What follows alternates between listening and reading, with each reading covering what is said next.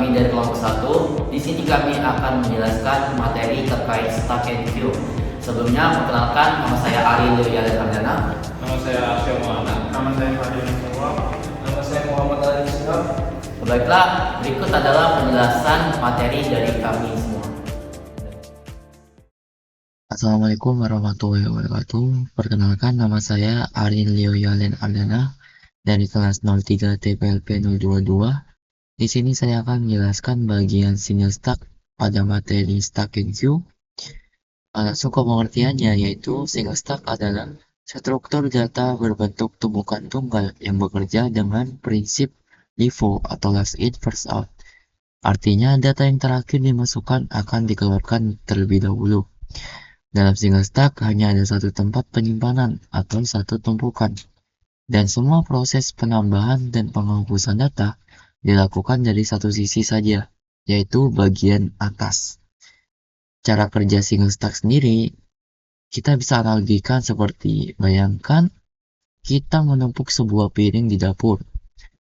Saat kita menaruh piring, itu disebut dengan push atau menambah data, dan saat kita mengambil piring, itu disebut dengan pop atau menghapus data. Hanya piring yang paling atas yang bisa diambil, jadi yang terakhir ditaruh akan keluar pertama. Seperti prinsip single stack, yaitu LIFO, last in first out. Masuk ke contoh soal, diberikan ekspresi infix berikut. Dalam kurung 5 plus 3 kali 2, ubah ekspresi tersebut ke bentuk postfix menggunakan single stack, lalu tuliskan langkah-langkahnya secara singkat. Nah, ini jawaban konversi infix ke postfix menggunakan single stack secara teori. Tulis urutan elemen yang akan diproses. Infix dalam kurung 5 plus 3 kali 2, lalu gunakan aturan prioritas operator untuk menentukan kapan elemen dimasukkan ke stack atau ke hasil. Langkah-langkahnya yaitu, jika ada tanda buka kurung, itu akan langsung masuk ke stack. Lalu ada angka 5, angka 5 itu disebut operan, akan langsung ditambahkan ke hasil, sehingga hasil sekarang yaitu 5. Lalu ada angka operator plus, itu akan masuk ke stack, sehingga stack sekarang itu ada tanda buka kurung lalu operator plus. Lalu ada angka 3, itu akan langsung ditambahkan ke hasil, sehingga hasil itu sekarang menjadi 5, 3. Lalu jika ditemukan ada tanda tutup kurung, semua operator yang ada di stack itu akan dikeluarkan ke hasil, dan tanda kurung akan dihapus, sehingga hasil sekarang itu menjadi 5, 3 plus. Lalu ada operator kali, itu akan masuk ke stack, sehingga stack sekarang itu cuman ada operator kali. Lalu ada angka 2, itu akan langsung masuk ke hasil, sehingga hasil itu sekarang menjadi 5, 3 plus 2. Lalu kita kosongkan stack, keluarkan operator kali ke hasil, sehingga hasil menjadi 5, 3 plus 2 kali. Kita masuk ke bagian jawaban source code-nya. Itu di sini ada fungsi precedence. Ini untuk menentukan tingkat prioritas operatornya. Nah, di sini operator plus dan min itu diberi prioritas 1, dan kali dan bagi itu diberi prioritas kedua. Urutan tingkat operator di sini itu dari yang terbesar. Jadi yang terbesar di sini prioritasnya dikali dan bagi. Jadi kali dan bagi lebih besar dari plus dan min. Lalu return none itu akan mengembalikan hasil jika bukan operator. Masuk ke bagian fungsi infix to postfix dan menyimpan expression. Di sini itu ada stack dan postfix. Stack kosong ini untuk menyimpan operator dan tanda kurung. Dan postfix ini untuk menyimpan bentuk konversi ke postfix. Lalu ada for char in expression, ini tuh akan mengecek satu persatu apakah dia itu angka, tanda kurung, atau operator. Nah, dan jika dia itu numerik atau angka, itu akan langsung dikeluarkan ke hasil atau postfix. Jika dia itu buka kurung, akan masuk ke stack. Dan jika bertemu dengan tanda tutup kurung, semua operator yang ada di stack itu akan dikeluarkan ke hasil dan tanda kurung akan dihapus.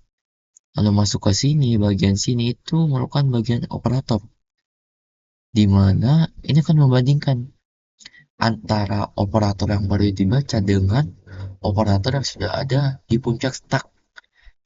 Dan bila yang di puncak stack itu lebih tinggi atau sama, maka akan dikeluarkan ke hasil. Dan operator yang boleh dibaca akan masuk ke stack.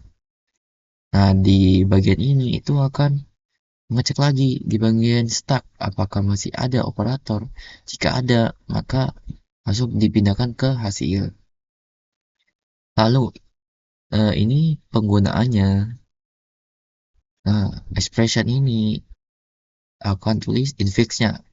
Seperti soal berikut, soal yang tadi itu dalam kurung 5+3 kali 2. Lalu kita cetak infix to postfix-nya.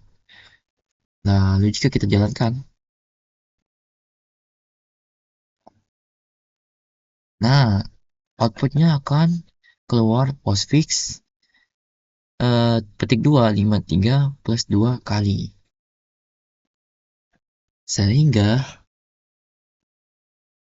kesimpulannya yaitu program ini mengubah ekspresi matematika dalam bentuk infix menjadi postfix dengan menggunakan satu stack untuk menyimpan operator dan tanda kurung. Operan atau angka langsung dikirim ke hasil, sedangkan operator dan tanda kurung disimpan sementara di stack untuk menjaga prioritas. Hasil akhirnya menjadi bentuk postfix yang bisa dievaluasi oleh komputer tanpa tanda kurung lagi. Nah, mungkin begitu saja penjelasan dari saya terkait single stack pada materi Stack and Queue. Kurang lebihnya mohon maaf. Assalamualaikum warahmatullahi wabarakatuh. Assalamualaikum warahmatullahi wabarakatuh. Perkenalkan, nama saya Muhammad Aldrik Syihab. Saya dari kelas 03 TPLP 022. Di sini saya ingin menjelaskan bagian saya yaitu struktur data linear double stack. Dari pengertian singkatnya, double stack adalah struktur data cerdas yang mengintegrasikan dua stack terpisah dalam satu array tunggal. Bayangkan ada sebuah wadah memori yang dibagi untuk dua tumpukan berbeda, di mana masing-masing tumpukan ini memiliki mekanisme operasi sendiri namun berbagi ruang penyimpanan yang sama. Cara kerja intinya adalah inisialisasi array dibuat dengan stack 1 mulai dari indeks 0 dan stack 2 dari indeks terakhir. Pointer stack 1 ada di -1, pointer stack 2 di panjang array. Operasi push. Stack 1 menambahkan elemen dengan pointer bergerak ke kanan, sedangkan stack 2 menambah dengan pointer bergerak ke kiri. Stack penuh ketika kedua pointer bertemu. Operasi pop. Stack 1 mengambil dari posisi pointer lalu pointer bergerak ke kiri. Stack 2 mengambil dari pointer lalu pointer bergerak ke kanan. Kelebihan utama dari operasi double stack. Efisiensi memori tinggi karena ruang kosong satu stack bisa digunakan stack lain. Fleksibilitas alokasi dinamis sesuai kebutuhan masing-masing stack. Dan kinerja cepat dengan operasi waktu konstan.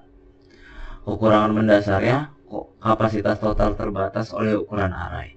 Fragmentasi internal, jadi ketika ruang tengah tak terpakai hanya optimal untuk dua stack, tidak fleksibel untuk lebih banyak stack. Kondisi penuh kompleks meskipun ada ruang kosong terpisah. Di sini ada sebuah soal, yaitu adalah sebuah aplikasi teks menggunakan dua stack untuk fitur undo dan redo. Jika pengguna melakukan urutan aksi berikut: add x, add y, undo, add z. Tuliskan isi stack undo dan redo setelah semua langkah selesai.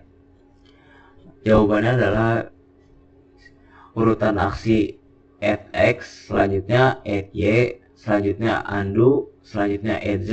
Kondisi akhirnya adalah undo stack, add x, dan add z.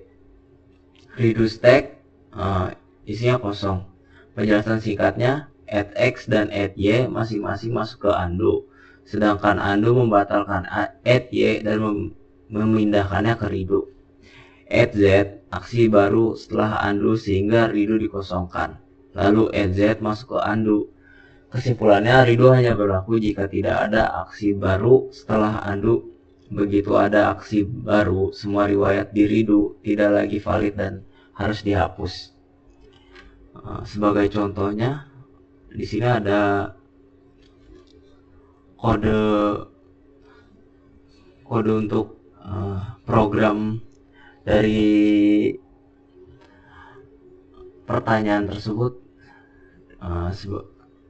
Saya bacakan secara pelan program simulasinya. Undo stack di sini untuk menyimpan aksi yang dilakukan, sedangkan redo stack ini untuk menyimpan aksi yang di undo. Nah, saat ada aksi baru, redo dihapus menggunakan redo stack clear, dan urutan aksi add x, add y, undo, dan add z ada di add action x, add action y, undo, add action z. Dan cetak hasil akhirnya ada di sini. Ini sebagai outputnya yang keluar.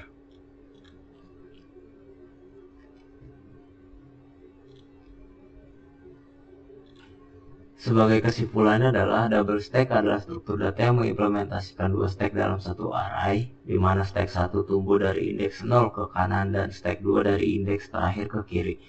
Berbagi ruang memori yang sama hingga pointer keduanya bertemu di tengah. Struktur ini menawarkan efisiensi memori yang tinggi melalui alokasi dinamis yang menggunakan ruang kosong. Satu stack digunakan stack lain dengan keunggulan operasi 01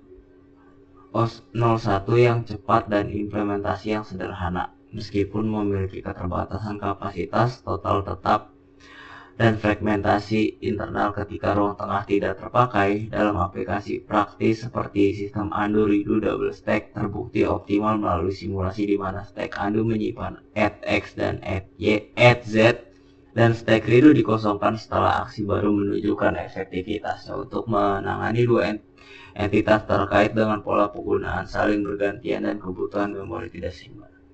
Kurang lebihnya begitu, dan mohon maaf atas kesalahan yang saya buat. Kurang lebihnya mohon maaf. Assalamualaikum warahmatullahi wabarakatuh.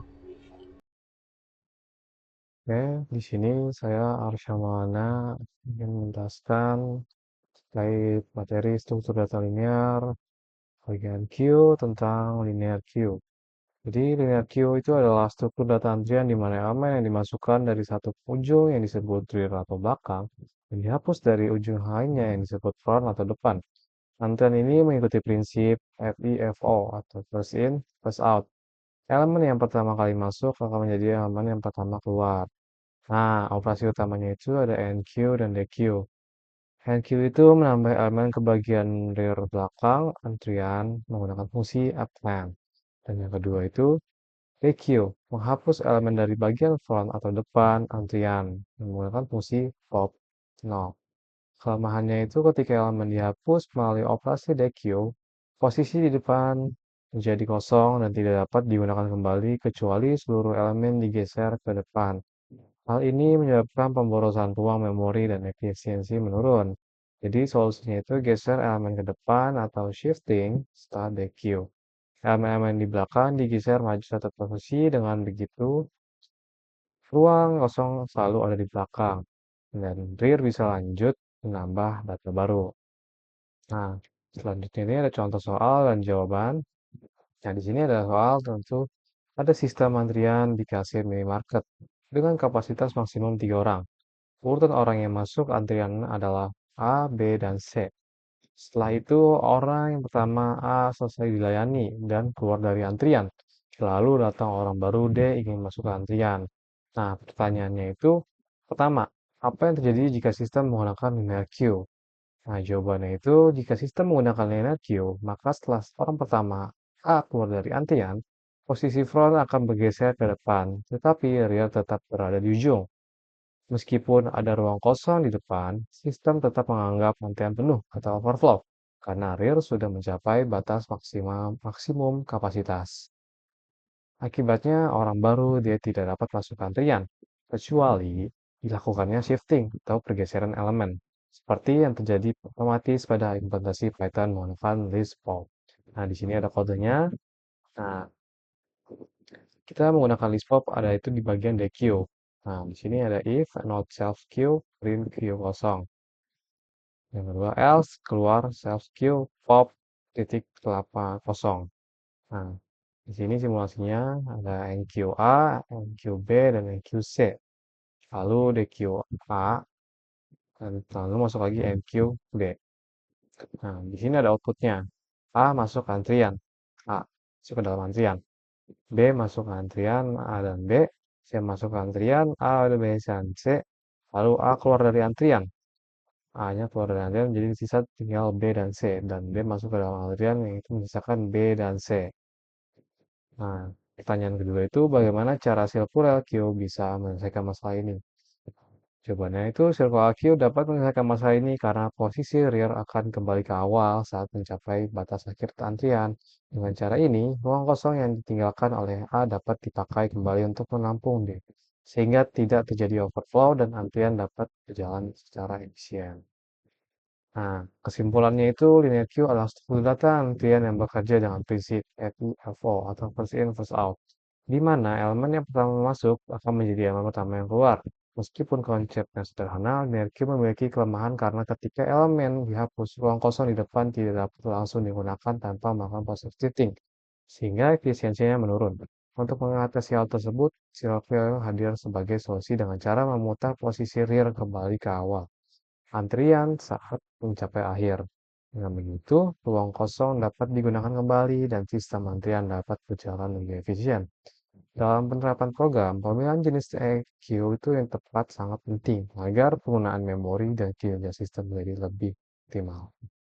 Oke, sekian materi dari linear queue. Selanjutnya akan dibahas circular queue oleh teman saya. Selanjutnya kita akan membahas tentang circular queue, yaitu pengertiannya adalah circular queue adalah bentuk antrian di mana elemen terakhir terhubung kembali ke elemen pertama. Membentuk lingkaran berbeda dengan linear queue. Ketika posisi belakang sudah mencapai batas akhir array, circular dapat menggunakan kembali ruang kosong di awal array, sehingga penyimpanan lebih efisien. Operasi utamanya ada enqueue, dequeue, peak atau front, is full, dan is empty. Yaitu enqueue adalah menambahkan elemen ke bagian rear atau belakang antrian. Lalu kalau dequeue adalah menghapus elemen dari bagian front atau depan antrian, dan peak atau front adalah melihat data terdepan tanpa menghapusnya. Atau yang terakhir adalah is full dan is empty adalah memeriksa apakah antrian penuh atau kosong. Kelemahannya adalah circular sedikit lebih sulit diimplementasikan karena harus mengatur indeks depan dan belakang agar tetap berputar menggunakan operasi modulus atau persaya ukuran array. Solusinya ialah kelemahan ini bisa diatasi dengan logika indeks melingkar dan pengecekan kondisi penuh atau kosong secara cermat atau menggunakan struktur data dinamis seperti list agar antrian dapat bertambah sesuai kebutuhan tanpa batas tetap.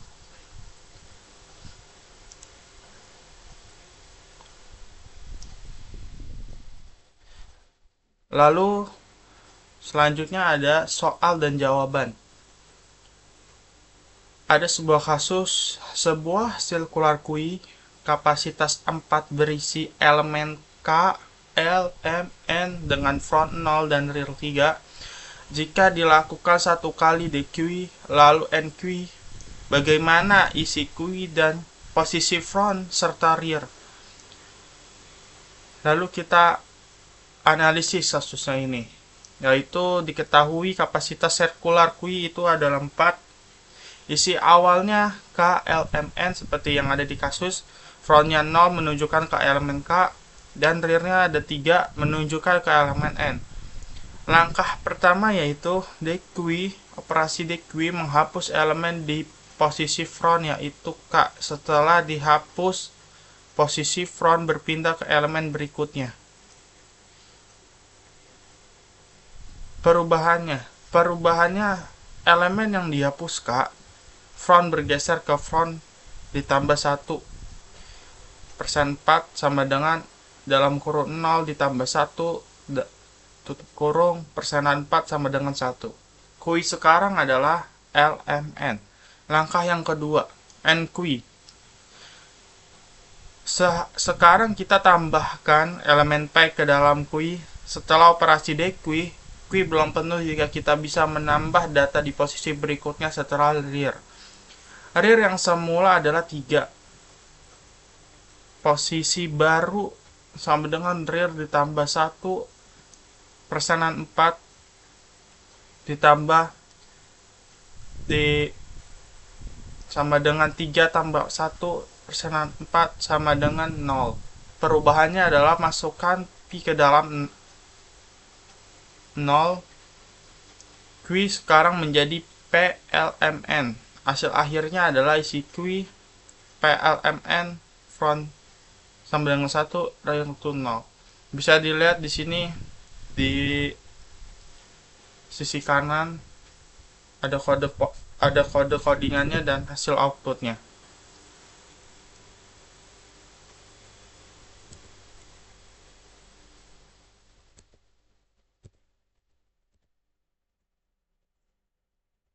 Lalu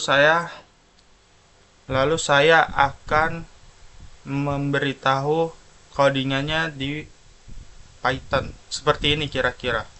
Ini adalah codingannya yang tadi kita sama-sama lihat di PPT-nya. Dan ini hasil akhirnya. Outputnya.